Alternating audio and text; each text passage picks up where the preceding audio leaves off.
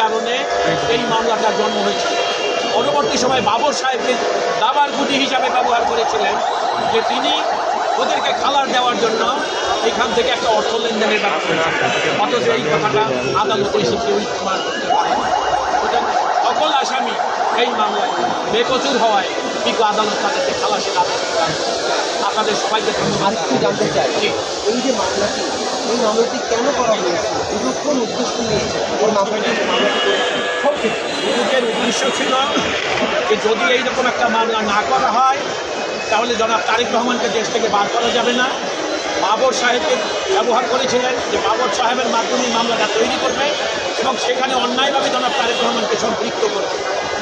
অর্থাৎ উদ্দেশ্য ছিল তারা জনাব তারেক রহমানকে তার ইচ্ছার বিরুদ্ধে যে দৌড় করে দেশ থেকে বার করে দিয়েছিলেন, এই প্লট তৈরি করার জন্যই অন্যায়ভাবে এই মামলায় জনাব তারেক রহমান, বাবর এবং Nuruddin অপুকে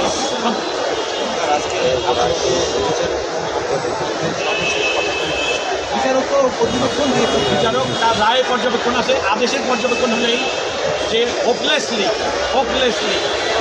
the prosecution Dudok have neither only failed to prove the case। সেই কারণে আসামিরা সবাই বেকসুর, এইটাই ছিল আদালতে, সবাই বেকসুর এবং সেই কারণে সবাইকে এই মামলার দায় তিনি সম্মানজনকভাবে খালাস করা হয়। আপনারা সবাই ভালো থাকবেন। Thank you so much. একটু দাঁড়া একটু ছবি নেই, একটু দাঁড়া একটু ছবি নেই,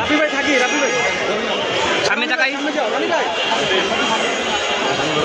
চেয়ারম্যান সহ সবাই খালাস, আরেকজন আসামি সহ সবাই খালাস। মামলা আজকের এটাই ছিল। বিচারিক আদালতে আর কোনো মামলা নেই। আর কোনো মামলা বুঝতে যান তেমন কিছু নাই, জিবি সর মানে আসামি বিচারের আসে অপেক্ষায় আর কোনো এই মামলা লাইনটা আরেকবার দেন, শর্টের জন্য আরেকবার। প্রিয় সাংবাদিক ভাইয়েরা, আপনারা জানেন একটা বিষয় আপনাদেরকে না জানিয়ে পারছি না।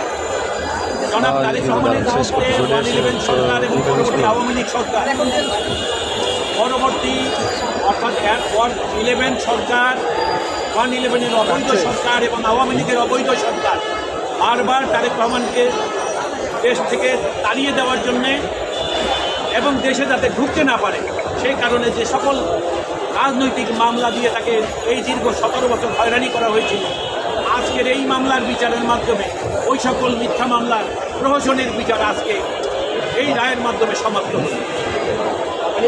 আদালতে তারেক রহমানের নামে আর কোনো বিচারিক আদালতে আর কোনো মামলা নেই।